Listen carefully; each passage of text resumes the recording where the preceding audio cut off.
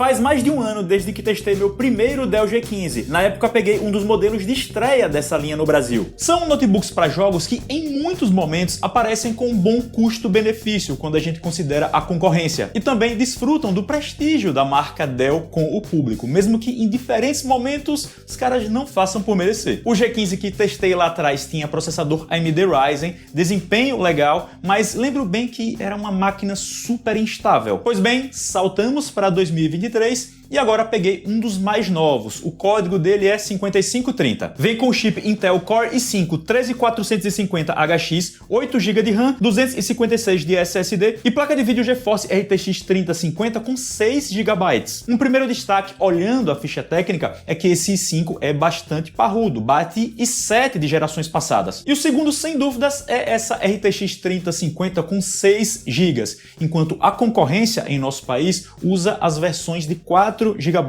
até o momento. Comento sobre isso já já. A questão do preço é sempre fotografia, se altera, mas dá pra dizer que ele aparece bastante abaixo dos R$5.000, o que, pensando em vários similares, por assim dizer, é um valor vantajoso. Turma, aproveito o ensejo para fazer o convite. Se vocês se interessam pela compra desse G15, de notebooks em geral, smartphones, não marquem bobeira, entrem em meus grupos gratuitos no WhatsApp e no Telegram, onde eu indico aos meus seguidores promoções de eletrônicos em lojas online que são realmente boas, importantes, seguras. Basta ter o WhatsApp ou Telegram instalado e tocar logo aqui embaixo na descrição no link que corresponde ao seu app escolhido. Recentemente eu falei no canal de notebooks capazes de rodar jogos, só que com carcaça discreta, e esse não é o caso do G15. Ele tem um estilão de gamer assumido mesmo, com linhas diferenciadas, tela meio apoiada em cima da carcaça, criando um puxadinho na parte de trás, onde ficam algumas conexões por fora e componentes de refrigeração por dentro. Tá entre os laptops mais pesados que testei nos últimos tempos, com cerca de 2,7 kg, enquanto outros gamer já aparecem na casa dos 2,2, 2,3. A fonte que o acompanha, de 240 watts, também é gigantesca, dimensões acima da média, assim como o peso, que é em torno de 1 kg. Ou seja, de cara vale notar que esse é um conjunto para quem não prioriza tanto assim uma grande mobilidade. Isso em uma mochila para lá e para cá o dia inteiro dá dor nas costas. Pelo menos a carcaça tem ar de robustez, com dobradiças que me pareceram confiáveis na tampa e um plástico rígido de maneira geral. É curioso, mas mesmo com esse tamanho todo, trata-se de um Note com teclas bastante reduzidas. O feedback delas é bom, mas depois do que vinha usando ao longo dos últimos 12 meses, levei um tempinho para me acostumar aqui. As teclas direcionais são pequenas, o próprio touchpad é reduzidíssimo, decisão curiosa da Dell. O som vai no mesmo caminho. Aparentemente existe uma área enorme para as caixas ali em cima, mas na verdade ele sai por baixo, com volume e corpo medianos. A conectividade é satisfatória, são duas portas USB tipo A na direita, entrada para rede cabeada, mais fones de ouvido na esquerda, e o complemento vem na traseira, com uma USB tipo C, saída HDMI, mais uma USB tipo A e a entrada da fonte. Acho ótimo que ela seja atrás para liberar espaço na mesa. A porta USB-C dá saída de vídeo, mas infelizmente não é Thunderbolt 4. Serviria para conectar uma placa de vídeo externa, se fosse do interesse do usuário. Não rola. O que mais gostei na parte da construção foi que, como já disse, ele tem um aspecto de ser forte e o posicionamento da tela mais elevado é bem bacana na hora de jogar ou de usar de maneira geral. Sobre a tela, é um LCD IPS com 15,6 polegadas e 120 Hz de taxa de atualização. O brilho não é absurdo, embora, para ser sucinto, eu gostei da qualidade de cor dessa unidade que recebi. A calibração é razoável, diria até que fica entre as melhores da categoria que eu venho usando. Certamente não é top para correção de cor, para games e uso geral, sim, bem bacana. Outra coisa que me deixou satisfeito foi o tipo de ruído produzido por esse G15 em uso pesado. Nos modos padrão e performance, as ventoinhas entram em ação sim, quando são requeridas. Só que elas não geram aquele tipo de som incômodo, estridente, elas não apitam. Existe um modo turbo, ou modo G, como chama a Dell, que coloca a rotação delas no máximo, e aí sim, elas até continuam não apitando, mas ficam altas demais. O modo turbo até reduziu temperaturas em certos cenários, mas me parece que pro dia a dia, até mesmo para quem vai jogar, o melhor é o modo performance. Vou falar da temperatura, mas deixem eu só mostrar o notebook aberto. Ele tem uns encaixes duros quando vai ser aberto pela primeira vez, bom tomar cuidado, e dentro são 2 slots para memória RAM, assim como 2 para SSD. Veio com 8 GB de RAM DDR5 4800 e eu coloquei mais um pente de 8 GB. Já o armazenamento vieram 256 de SSD e eu troquei por um de 1 TB para instalar tudo que eu ia usar. Coloquei os 16 de RAM porque ficar só com 8 para jogar tem sido puxado. É aquela coisa, muitas vezes vale a pena pegar a versão que vem com 8 GB e fazer o upgrade por conta própria, porque os modelos de 16 acontece bastante de eles serem proporcionalmente mais caros. Assim, e essa unidade minha veio com Linux de fábrica, eu formatei e coloquei o Windows. Esse processo de formatação foi meio chatinho, viu? Ele de início não estava reconhecendo o SSD que instalei, precisei baixar uns drivers da Intel, coloquei num pendrive, apontei para ele na tela de instalação do Windows e pum, surgiu meu SSD. Não foi o fim do mundo também. Como eu nunca mais tinha precisado fazer algo do tipo, vale a menção. Depois disso, fiz as atualizações do Windows, baixei os drivers no site da Dell, o software da Alienware, ficou tudo 100%. Esse software da Alienware que a Dell usa na linha G15, eu achei meio bugado. Serve para fazer certas configurações de performance, checar os componentes, como é que eles estão indo, e também para ativar e desativar o tal modo G, o turbão. E aí muitas vezes quando eu tocava na tecla para acioná-lo, é uma tecla personalizada que tem um G, aparecia que ele estava desativado em vez de ativado, uma aparente falha de tradução que me deixava meio atrapalhado.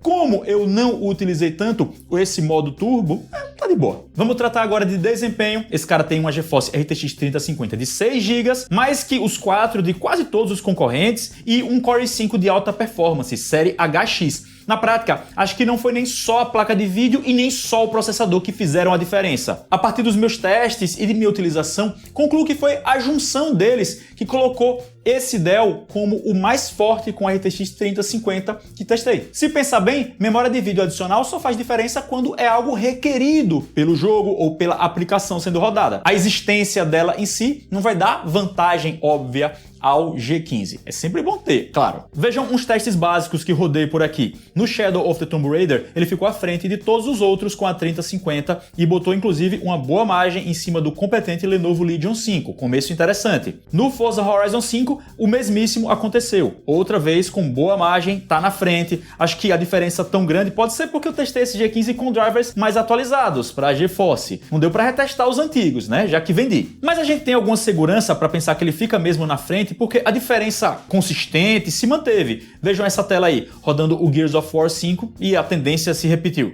Por fim, no meu teste personalizado de exportação de vídeo em 4K, eu ainda não tenho muitos concorrentes nessa versão nova do teste, mas o G15 ficou à frente dos outros notebooks com Windows e, aleluia, ele conseguiu bater o MacBook Air M1.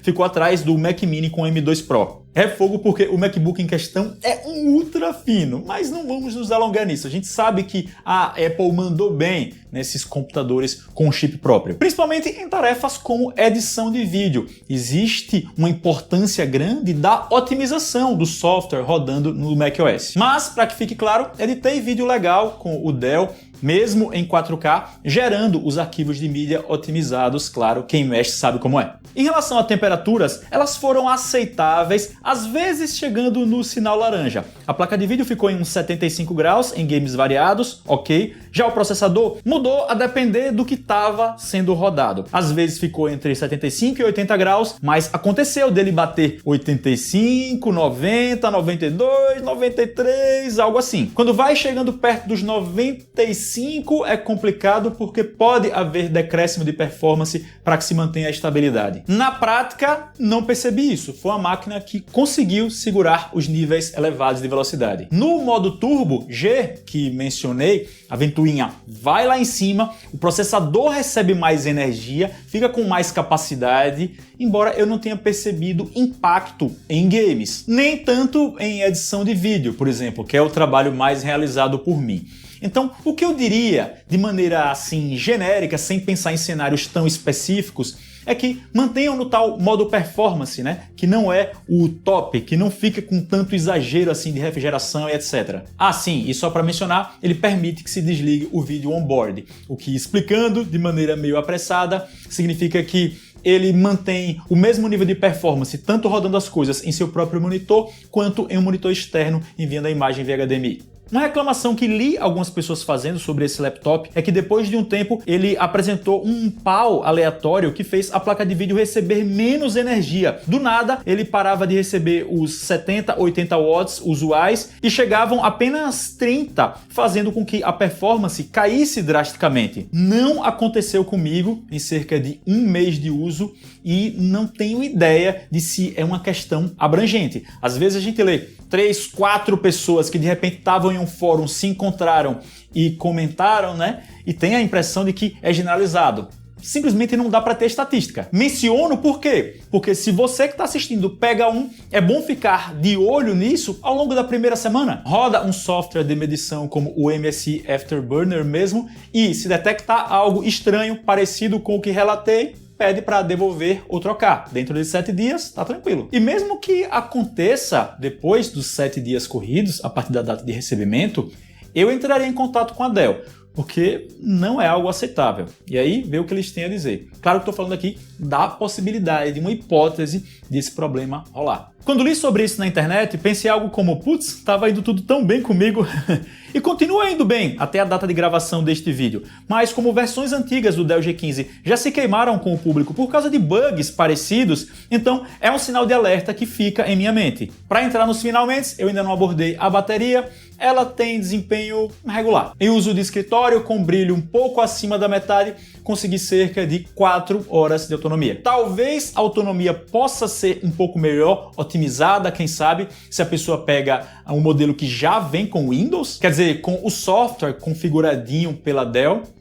Vai saber, eu não acredito nisso, mas quem sabe. Levando em conta a minha experiência, esse G15 me deixou satisfeito como um notebook gamer. Ele é grandalhão e pesado, estranhamente tem teclas e touchpad pequenos, mas fez o que devia na área mais importante. Quer dizer, os resultados em games foram muito bons, os meus melhores com um Note que usa RTX 3050. Teve até game que eu nem coloquei naqueles gráficos lá. E apesar de a temperatura às vezes beirar a linha laranja ou até vermelha talvez, na prática não passei por quedas de desempenho que se sustentou legal. A carcaça por fora não esquentou demais também, foi tranquilo. E aí, vale a pena, Rodrigo? Olhem, para quem não tem mobilidade como prioridade, diria que sim. Óbvio que me baseio na minha experiência, já que não conheço a abrangência daquele tal bug que mencionei há pouco. No meu caso, considerando aquele G15 que testei lá atrás, problemas de estabilidade que percebi com uma semana, 15 dias, e eram chatos, desta vez não deram o ar da graça. E aí ele tem um Core i5 de 13ª geração dos fortes, sem miséria por parte da Dell, além de uma placa de vídeo com mais memória. A concorrência direta fica abaixo. Modelos da Lenovo, da Acer, no momento, claro, trazem chips de gerações passadas e uma RTX 3050 menos boa, com menos memória. Fico pensando nas ocasiões em que esse G15 aparece bem abaixo dos R$5.000. É difícil bater de frente com ele. Novamente, turma, para ficarem sabendo de promoções de eletrônicos em geral, realmente boas e seguras, entrem em meus grupos gratuitos no WhatsApp ou no Telegram. Os links estão aqui embaixo na descrição. É isso. Espero que tenham gostado. Se gostaram, escolham o gostei, é o joinha. Para quem ainda não for inscrito, inscreva-se, ative o sininho ao lado, assim você continua acompanhando meu conteúdo e me dá uma força gigante. Siga-me nas redes sociais que estão na tela e na descrição. E a gente se vê. Até mais.